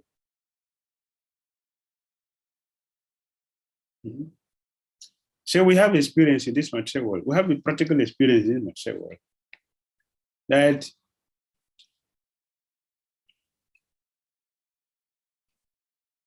those who try their best in Krishna consciousness, they suffer more than those who are not trying as such. Is it true?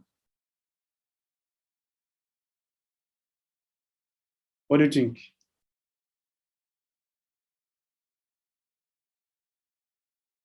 Those who try to be very, very sincere, those who try to follow exactly, those who try their best, they have more challenges than those who don't have.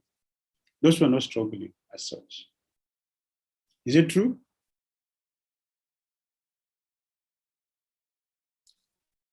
Is it true or not? Is it only one person experience or other people are having the same experience? I don't want to.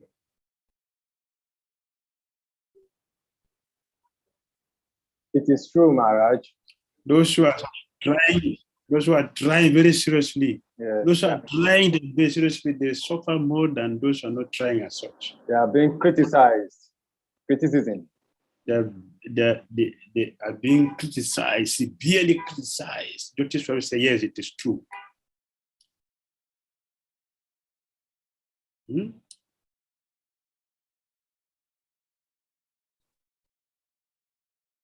So, is it necessary for us to try like this? Is it necessary? Is it not necessary for us to try like this and fall into trouble? Is it not better we just keep quiet?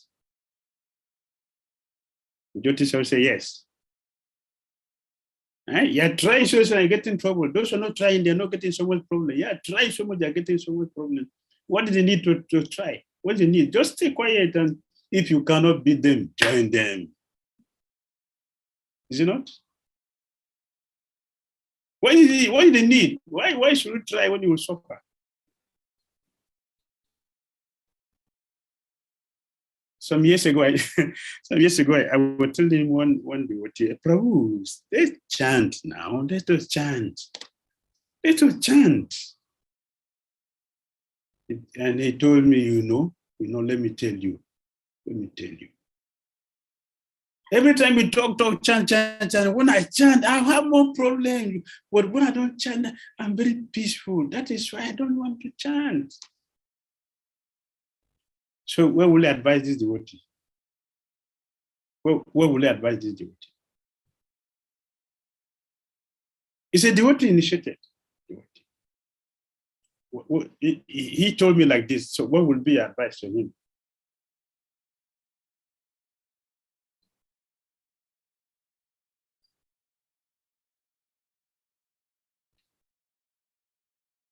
A devotee? You're getting quiet?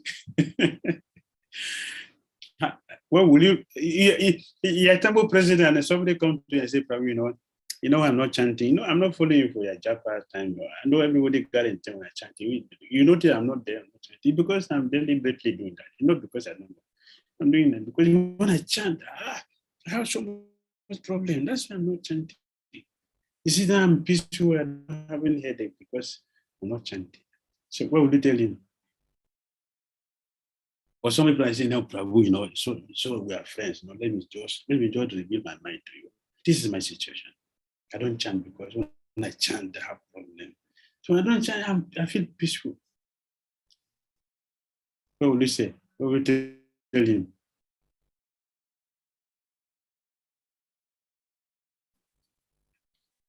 Yes, tell him. Because somebody told me like this directly. So some advice so I can talk to him. Of course, it was a long time. They want to see present. So the planet. So I can still tell him. Yeah, tell him. Hare Krishna Maharaj. Hare Krishna. I will tell him he's relaxing on the laps of Maya.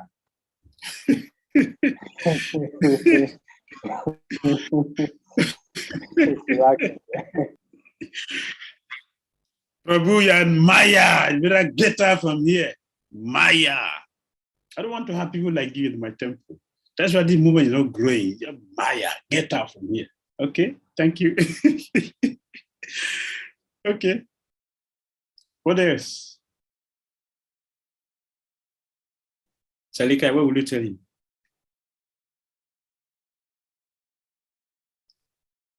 I'll ask him to experience. My practical experience. He's a Asking friend. to redefine his goal. This devotee is your friend. If I call his name, you know, he's a friend.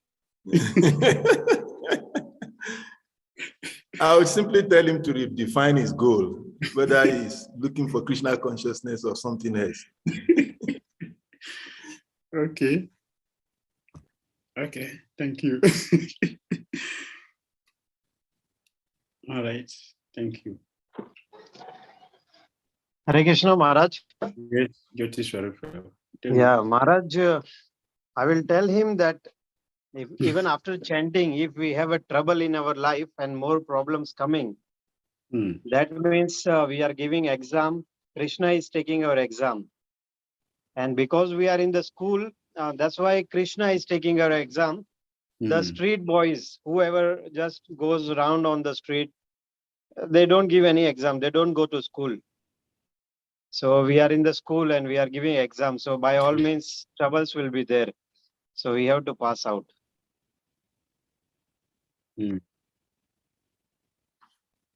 Well, thank you. Yes, Maharaj. Thank you. Thank you. Titra Ketu Putra Prabhu. What is your advice? You're not getting a question like this in a temple? Nobody has ever told you like this?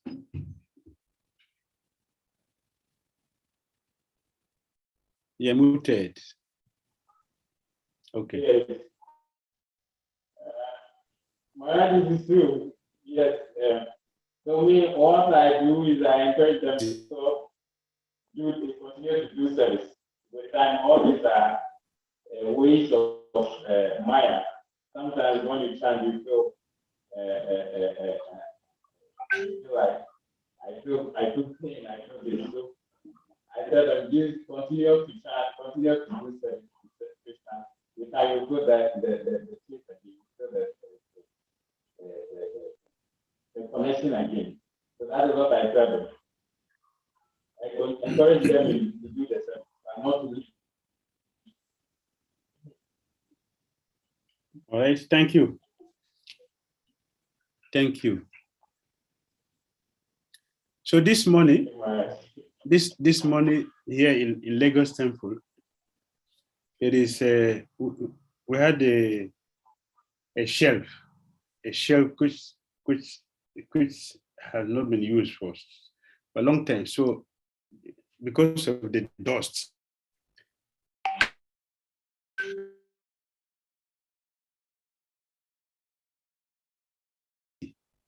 very, very dusty.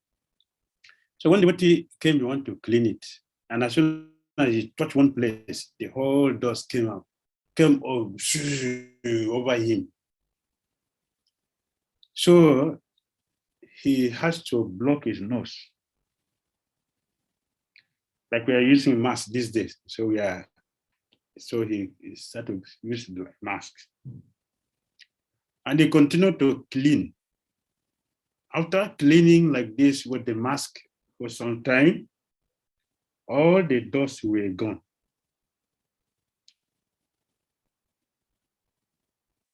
So similarly, when we chant Hare Krishna, the dust which are there in the heart accumulated since time immemorial, the dust will start to rise.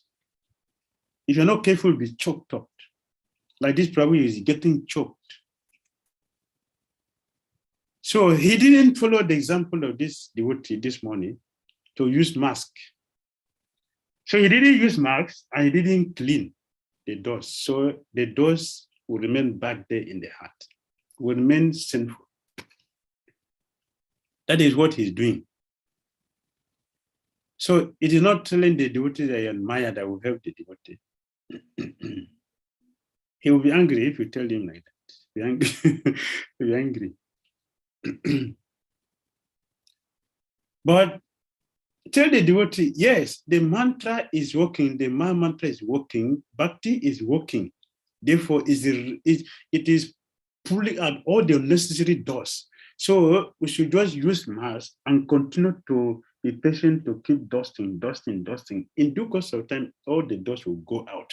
If you stop If you stop, if you put one place and the doors come, you leave it, the doors will not follow you go out. They will go back inside. They will sit back there, the same place. So if you don't chant, the whole doors are still there. If you keep chanting and use mask, the doors will go out. Eventually, you will have a very clean room or a very clean shelf. Then we have a healthy life. The mask is to tolerate. The mask is to tolerate and hear regularly from civilized, advanced devotees. That's the mask you should put on. Hear the benefit, importance. Then we will succeed. Does it make sense?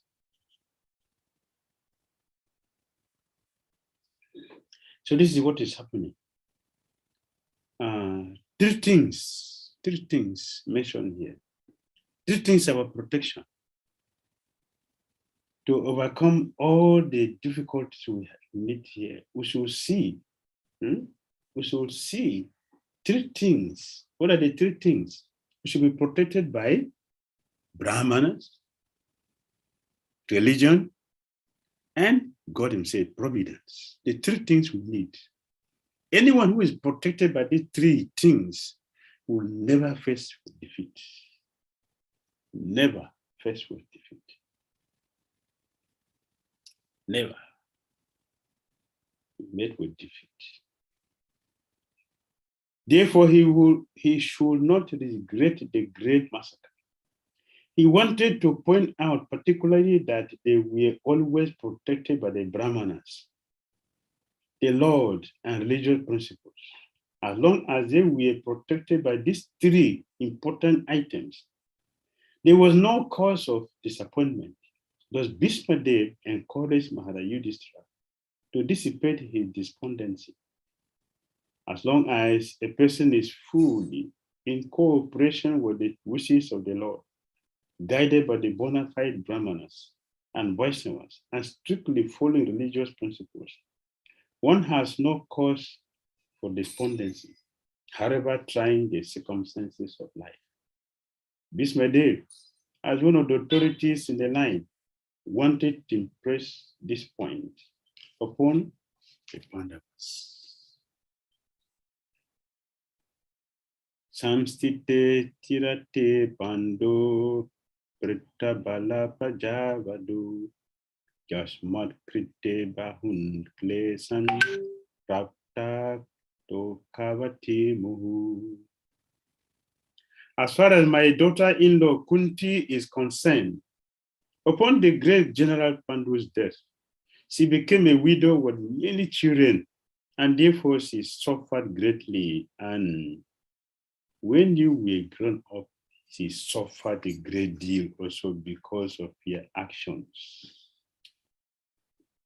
Not because of their sinful actions, it is because of their pious actions.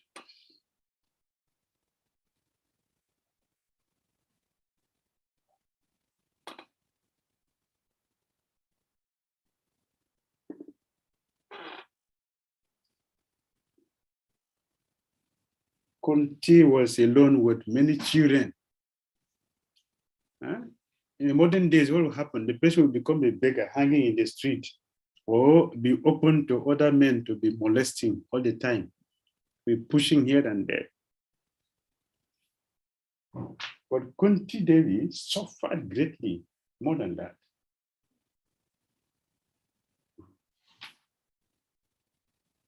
The sufferings of Kunti Devi were doubly lamented. She suffered greatly because of early widowhood, and to get her minor children brought up in the royal family. That's a big problem. It's a big trouble. The Sarastra did not protect the children. He did not help them. Instead, he was planning seriously to kill them right there in the family. So Kunti Devi was in the middle of jackals, ferocious animals. The husband is not there to give her protection, and she's not alone with the dependable children. And those who should give protection, they're the ones who are tormenting her. And when her children were grown up, it became worse. She continued to suffer because of the son's actions. So her sufferings continued. This means that she was destined to suffer by providence. And this one has to tolerate without being disturbed. This is a very, very important thing. This means that she was destined to suffer by providence. And this one has to tolerate without being disturbed. There is no medicine. Nobody can change it. Nobody can change this situation. Nobody can change the situation. Because it is Krishna who is handling everything. But why? Why Krishna put the devotee in the difficulty like this? We already asked a question. Is it worthwhile that we should do this? We should take to this? Yes. If we don't take to seriously to serving Lord Krishna, if you don't take seriously, we will suffer. But what is the reason why we should take to the process which will make us to suffer instead of getting us to be happy? Why we should put our head there in Christian consciousness? Because the so-called suffering is actually meant for our success. It is for purification. There's no other way we are going to get purified than this. There's no other way. Jagya, those sacrifices when you're going to perform that will take care of this. We should know that the people in the past who will voluntarily give up their opulent position and go to the forest and live a very risky life and practice severe austerity and go back to Godhead. They are not fools. They're not fools because they know that is a process. We have to pay the price for the crown we want on our head, the crown of Christian consciousness on our head. We have to pay the price. So the so-called difficulties, they are superfluous. They are the means by which one will get free from our difficulty. What we desire to do, a pure love of God we desire to attain, pure Krishna consciousness, loving service, want to attain, it will come through this way only. So Prabhupada is saying, this means that Kunti Devi is destined to suffer by providence. And for this, one has to tolerate without being disturbed. We have to tolerate it. Tolerance. Hare Krishna. Srila Prabhupada ki jai, Srimad Bhagavatam ki jai. See you tomorrow at 8:30. Hare Krishna. Hare Krishna. Thank you very much. We request all of the devotees on the platform or the students to please kindly unmute and let us loudly chant loudly powerful Hare Krishna mantra to appreciate Maharaj for his time and association. Hare Krishna. Hare Krishna, Hare Krishna, Krishna Krishna, Hare Hare, Hare Rama, Hare Rama, Rama Rama, Hare Hare.